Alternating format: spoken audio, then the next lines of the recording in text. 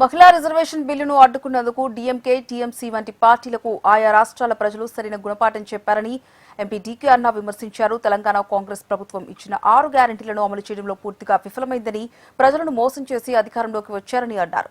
తెలంగాణలోని గ్రామాల్లో జరుగుతున్న అభివృద్ధి పనులన్నీ కేంద్ర ప్రభుత్వ నిధులతోనే సాధ్యమవుతున్నాయన్నారు. తెలంగాణలో డబుల్ ఇంజిన్ సర్కార్ రావడమే లక్ష్యంగా బీజేపీ తన వ్యూహాలను వేగవంతం చేస్తుందని మహబూబ్ నగర్ ఎంపీ డీకే అన్నా స్పష్టం చేశారు.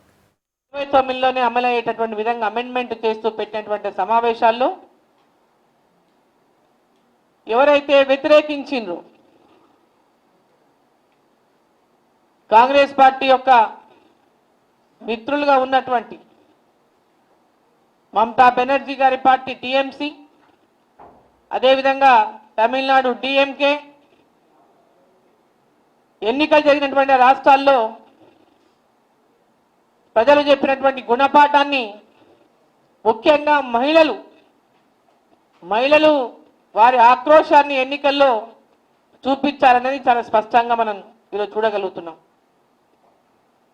డిఎంకేని అధికారం నుంచి తొలగించి అందరూ డిఎంకే వస్తా అనుకున్నారు. మళ్ళీ డిఎంకే అధికారంలోకి వస్తుందని భావించిండ్రు.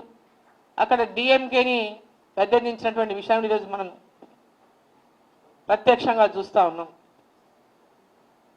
తెలంగాణ రాష్ట్రంలో రాబోయేటటువంటి భవిష్యత్తు ఇప్పుడు ఆల్మోస్ట్ 2.5 సంవత్సరాలు పూర్తయింది. ప్రభుత్వం అధికారంలోకి వచ్చి 2.5 సంవత్సరాలు అవుతున్నప్పటికీ కూడా వాళ్ళు ఇచ్చినటువంటి హామీలు ఏమి నిలబెట్టుకోలేదు. మహిళలకు ఇచ్చినటువంటి హామీలు నిలబెట్టుకోలేదు.